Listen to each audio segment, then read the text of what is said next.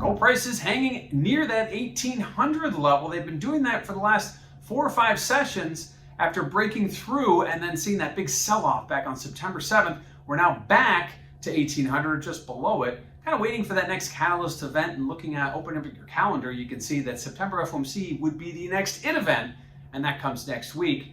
Ultimately ahead of CPI, though, we could get a little bit of a preview of what the Fed may or may not be leaning towards. Obviously, inflation has been rising in the U.S., and gold prices have been fluctuating, not so much with inflation expectations, but more so with the dollar. And dollar's been pretty volatile. Cryptos have been pretty volatile. And while we have seen gold prices moving with those over the last week or so, gold has been kind of holding its own, hovering just below 1800. Again, that's a level we saw trade almost every day in the month of July. So at this point, that seems to be a very comfortable area for gold. And at this point, we're going to have to wait and see what happens, not only with CPI tomorrow, but also with really ultimately what the Fed's going to do. Is the Fed going to begin its tapering process? Is it merely going to talk about beginning its tapering process, or will it do neither? And at this point, gold prices will react accordingly, and obviously so will the dollar.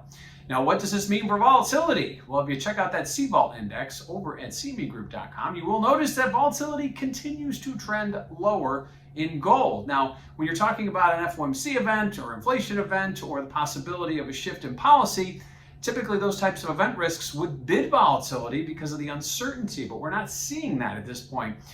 Going back, 6-8 months, the expectations were that the Fed would already be doing something, or at least talking about doing something, and they're not. I think right now gold volatility is an example of a waning Fed expectations. So if the Fed is to put their pedal to the metal and look to maybe move some of their, shift some of their policy, maybe it be asset purchases, certainly not going to be anything that had to do with rates, but at this point, each marathon begins with one step, so tapering those assets would be that first step. The market right now is discounting that, given the fact that volatility is going lower, especially with the reaction that gold would have if they were to aggressively assert that.